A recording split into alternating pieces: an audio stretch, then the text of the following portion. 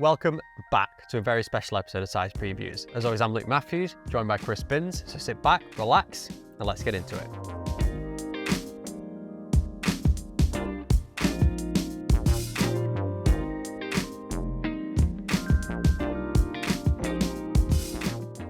So this episode is something slightly different. We're going to explore some of our favourite Nike projects, probably over the last 20 years. Yeah, last 20 years, definitely. I mean, some of them are like taking me way back from the early days of me starting in the office and stuff like that. So it's been quite nostalgic looking at some of these shoes. So let's take a trip down memory lane and let's start off with, I would say iconic. We say iconic a lot, but the Air 180. And this was known at the time as the Urban Safari. Well, I'll say at the time, it probably is still known now as the Urban Safari. Well, I mean, firstly, 180.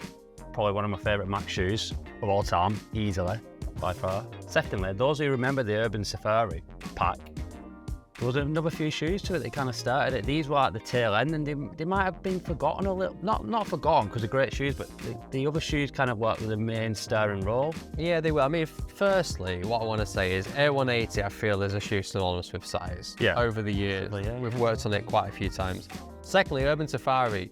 Size's take on taking that iconic safari print and probably making it feel super contemporary and relevant to the time, I'd say. Yeah, massively. And I think that the whole piece around that time and all the shoes that were in this pack were great. Do you mean? I think, like you said, though, 180 is the standout one from the whole pack for me. But it did feel like it come a little bit later and it was a little bit forgotten. But these are two great executions. Something you don't really see that much anymore. Literally, 180's not been in the market for a while. We're desperate for it to get back in there at some point. Well, I am anyway. I don't know about yourself. But these executions are just something really different just from what we see from the last lot that was about 4 or 5 years ago. It's got really different materials on the upper. The underlay is like that real kind of that. I don't know what it is. It's like a nylon kind of fabric that just brings a little bit more interest to it. Yeah, and I remember at the time, obviously, Ruffs and the team working on these shoes. I remember in store watching it launch. I'm sure Magdi shot the assets when they came out as well. Yeah. Let me know if not, I'm sure Magdi shot it. I remember even Ronnie getting in touch asking for a pair of these. These shoes at the time where the marketplace was completely different, these were grails. And it's like, when I say size being synonymous from the 180, I realistically don't think we can talk about 180 and size. We're probably out mentioning this one as well. Yeah, absolute beauty. A lot of you'll know this dropped in 2010 for the 10-year size anniversary, obviously inspired by the Air Terra ACG. And I mean, this is probably the one when we're talking 180 in size, isn't it? Yeah, I mean, for me, just that, anything with that kind of lunar technology on it, just like, again, it gives me that bit of a nostalgia feel. And I remember that whole lunar thing being huge across all the shoes it was applied to. It just gives you that, just gives the shoe that little bit more of an edge. I'd love to see something else in the market at some point in the future from Nike. Maybe we might get it, maybe we've already seen it. But for me, great shoe. Easily one of the best we've done. I mean, that's the most interesting call out here. The difference between the two is that implementation of lunar technology in the sole. It's very much of the time. We saw it in quite a lot around 2010, around that time across quite a few Max models. Yeah.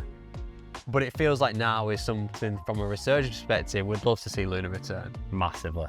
Next up, when we say synonymous with size, another massive project from 2010. Yeah. And this is like iconic, unapologetically size. And it's the Blazer. And I mean, in and around that time, Blazer was very much one of these shoes, wasn't it? Massively. I mean, those of you who were around then, you'll realise how big it was. It was huge, man. But we couldn't keep Blazers in stock long enough. It was mental. Every colour was selling out across the board. It's weird now because we're in this world of Dunk and Air Force and Jordan and that. Blazer's obviously just as an iconic basketball shoe, but doesn't get spoken about as much, and maybe it is because of how big it was in that kind of 2010 period. I mean, these for me are absolute grails, I would say. I mean, we were living in a world we talk about exclusives here from way back. The mad thing is there was 500 pairs of each of these. I mean, it's a lot more these days. It's a lot bigger when we do exclusives. There's a lot more used to go out, but 500 pairs is really limited. I mean, I bet there's not many box fresh pairs still available out there. No, but the unit conversation is a really interesting one because 500 units back then was about the community. Like now, obviously, the community has grown. We have got more shops now. There's more people in our community now, and that's the beauty of it. Yeah.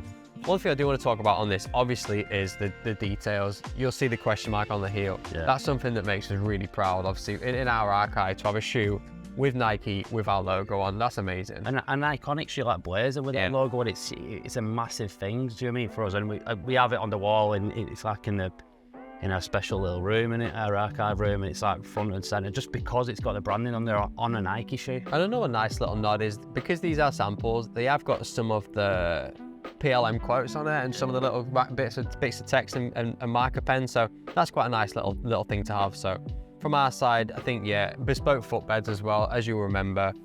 Question marks on that one. I'm sure it just says size repeat on that one. So yeah, really nice little details, and again, they're very special, these. Iconic. Yeah. And we're going to finish this episode with maybe the most iconic of the lot. Debatable. It's debatable, and we can have that debate right now. So this was 2005. It was the Air Max 1 with our very, very good friend Dave White. And I mean, this is a proper grail. We say the word grail a lot, and I'm not saying we say it all the time. However, this embodies everything about the word. It's special. Massively. It's huge to our business, to our history. I mean, and then obviously this shoe spawned other shoes further down the line as well that was obviously using similar colour blocking and stuff, but this for us, kind of like, and listen, I know that we existed for a period before this, but this is kind of like the big kind of start of everything going a bit massive. And we talked about community earlier on. There's no bigger shoes that the community kind of respects than these, I would say. No, when you look at Air Max 1, you look at the lineage of iconic Air Max 1s over the years, and you reference all of them, this is up there. You name people to name their 10 most iconic Max 1s, this is in there. Yeah. And it's like, we're really proud when you look at that timeline. Size has got that stake right in there. 2005 as well. A lot of people we speak about in the community right now, they didn't exist back then. Exactly. So in terms of being a pioneer and being at the forefront, and this was obviously a massive moment working with Dave as well, taking the colours from his favourite iconic neon Max 95 as well, which kind of makes it even more special. And it was the start of our relationship with Dave. Yeah. As you'll remember, at the time when this launched, we did the event in Carnaby Street.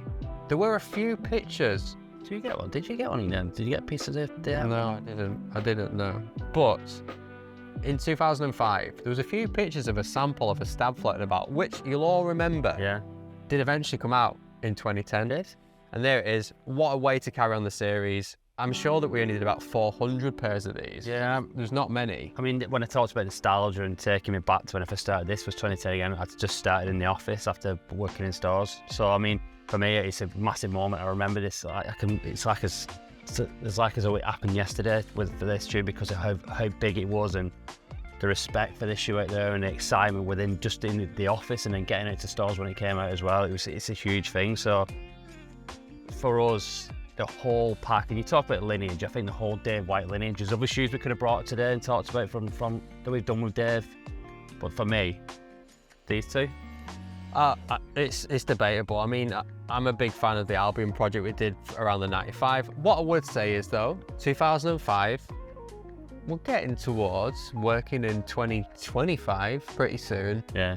I mean, what a better way to celebrate an anniversary of this shoe. So anyone listening from I'd love to build a bit of a case for us to take to the relevant people and almost say, who'd want to see another one of these? Because I think we all would, wouldn't we? I think everybody would do, yeah. Yeah. Thanks for watching. Please let me know your thoughts and feedback in the comments below. And as always, subscribe to the channel to keep you up to date with all the content. Thanks again. We'll see you next time.